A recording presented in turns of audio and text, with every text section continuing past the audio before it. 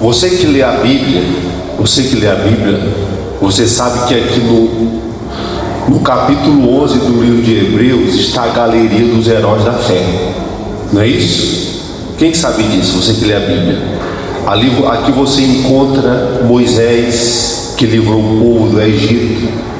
Você encontra Gideão, que livrou Israel com 300 homens. Você encontra Josué, que fez com que as muralhas, rodeou as muralhas de Jericó até que ela caísse. Olha só, Josué deu uma ordem para o sol parar e o sol parou. Olha só, então aqui nessa galeria estão os homens que fizeram coisas extraordinárias. Eles foram colocados aqui no capítulo 11 pelo Espírito Santo através do apóstolo Paulo. E o que é forte, pessoal, que os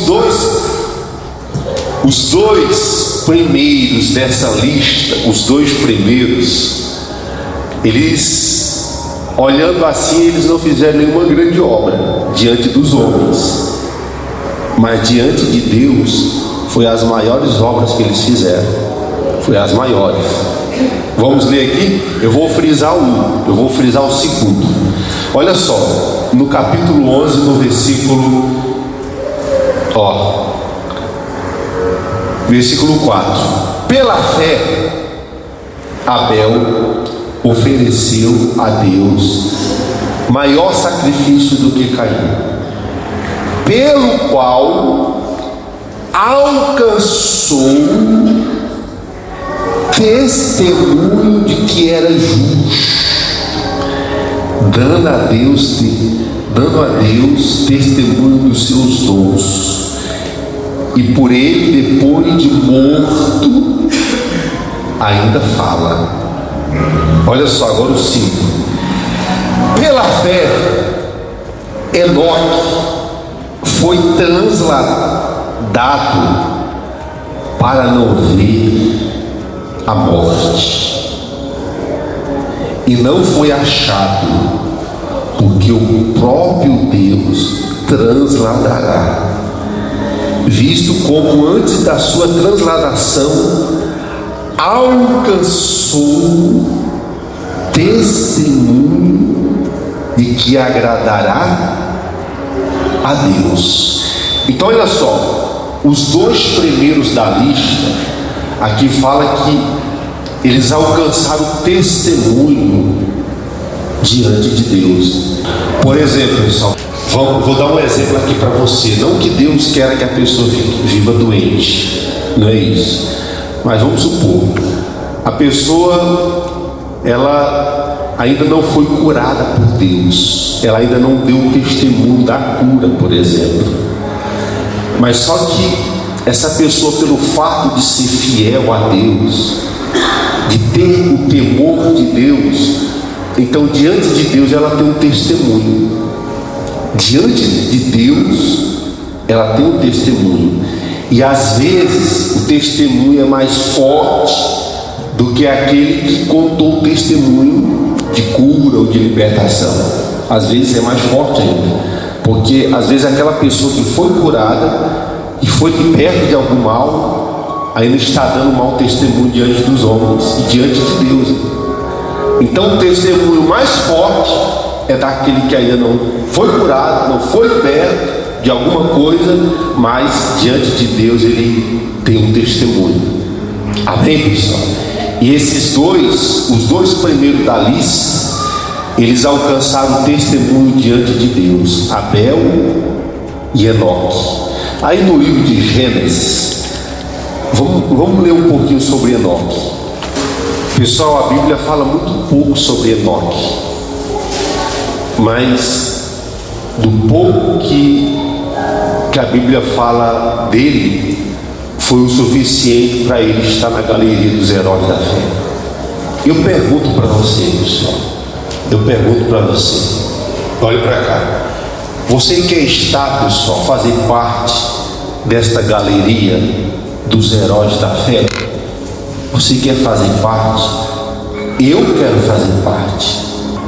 Mas se nós quisermos fazer parte, nós temos que seguir o exemplo que é Enoque. E olha só o que fala dele ali, fala um pouquinho ali no capítulo 5, no versículo 24, fala assim,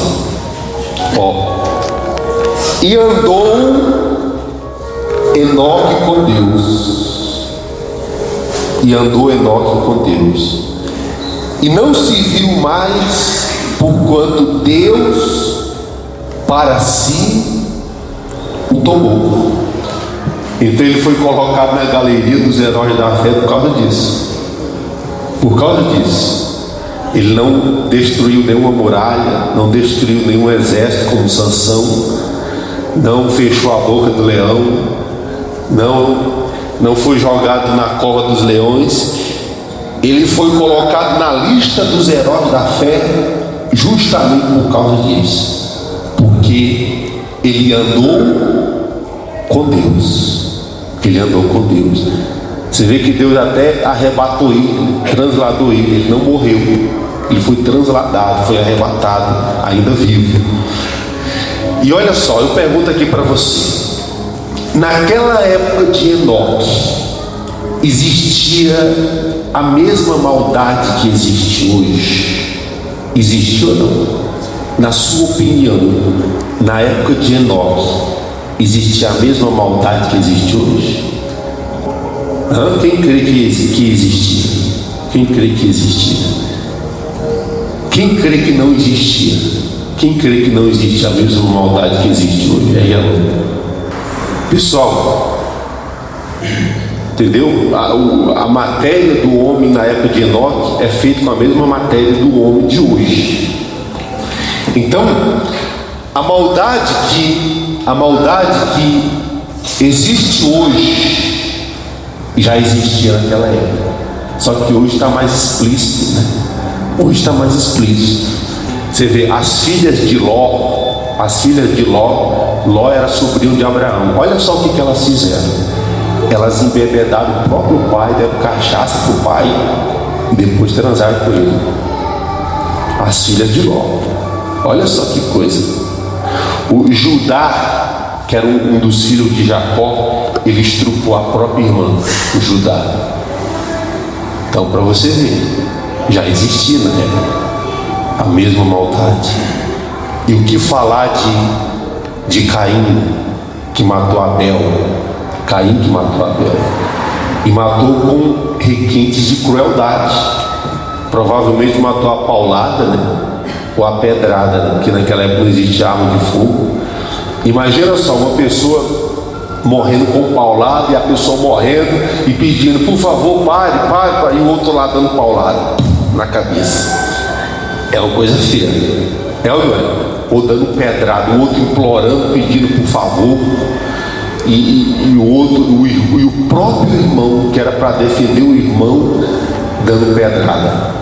Ou seja, matou, além de ter matado o irmão, matou com requintes de crueldade, como mataram esses dias aí. Foi ou não foi? Sim ou não? Foi ou não foi? Pois é. Você vê naquela época a maldade, olha só, já existia essa maldade. Você vê hoje, quando um irmão mata um irmão, isso já, né, deixa a gente chocado, né? Hoje o irmão matar o irmão tem sido uma coisa normal, mas mesmo assim você fica chocado ainda. E naquela época que não era normal uma coisa dessa, Caim matar o seu próprio irmão. E matou por causa de quê? Você sabe? Sabe por quê, pessoal? Que Caim matou seu irmão com essa maldade? Por causa da inveja. Porque Caim, pessoal, ele era lavrador, ele era agricultor da terra. Abel era pastor de ovelhas. E qual foi o motivo da inveja de Caim? Qual foi o motivo da inveja? Sabe qual foi, pessoal? Porque Deus abençoava o trabalho de Abel. Deus abençoava o trabalho de Abel e não abençoava o trabalho de Caim. Por causa da comunhão que Abel tinha com Deus, por causa da comunhão que Abel tinha com Deus, porque está escrito que Deus se agradou de Abel e de sua oferta. Deus se agradou, Deus primeiro se agradou de Abel, depois de sua oferta. E Deus não se agradou nem de Caim, nem de sua oferta, está escrito. Então, Deus, historiadores falavam, os historiadores diziam que Abel tinha uma namorada e Caim teve ciúme, queria a namorada de Abel e foi lá e matou Abel. Mas não é isso que a Bíblia fala. Então, o que aconteceu foi que Deus abençoava o trabalho de Abel, porque Deus se agradou de Abel. Aí com certeza o trabalho de Caim não ia nada bem, né? A lagarta, o verme, provavelmente estava destruindo a plantação dele. E ele, olhando para o seu irmão prosperando, bem sucedido, ele ficou com inveja. E foi lá e pegou uma pedra, um pau, não sei, e matou o seu irmão. Então, a mesma maldade, pessoal, a mesma maldade que existe hoje, já existia naquela época. E aqui fala que Enoque andou com Deus. Essa foi a grande obra que Enoque fez. Andou com Deus. Ele andou com Deus. Você já viu a pessoa falar assim, ó: Deus anda comigo, Deus anda comigo. O camarada vai lá, o cara está na perdição. Não, Deus anda comigo. Tudo bem, Deus anda, mas a questão não é Deus andar comigo, a questão é eu andar com Deus. Aqui fala que foi Enoque que andou com Deus. Eu estou aqui mais na Dona Terezinha, aqui no ginásio aqui em São Cristóvão, e no dia 9 desse mês 11, ela esteve aqui. E já fazia 3 anos que ela tinha fortes dores nos ombros. Ela estava me falando. Ela foi no médico, fez fisioterapia, tomou remédio e não resolveu, Dona Terezinha. Não resolveu. Mas naquele dia que a senhora pisou o pé aqui no ginásio, a gente nem fez a oração. A senhora só pisou o pé aqui dentro, pisou o pé ali, aqui dentro do ginásio, já resolveu. Já. Isso já está com o quê? Com 21 dias, né? Uhum. Então daquele dia a senhora não sentiu mais nada. As dores sumiu mesmo. Está curada. Está vendo? Isso é o poder de Deus. Então ela apenas entrou no ginásio, e quando ela pisou o pé aqui no ginásio em São Cristóvão, as dores que já fazia mais de 3 anos, que nem o remédio, nem a fisioterapia tirava, saiu através do poder de Deus. Então a senhora está curada, tá? E nunca mais essas dores vão voltar. Amém. E fica firme com Jesus. Tá bom? Deus abençoe, tá? Obrigado, tchau.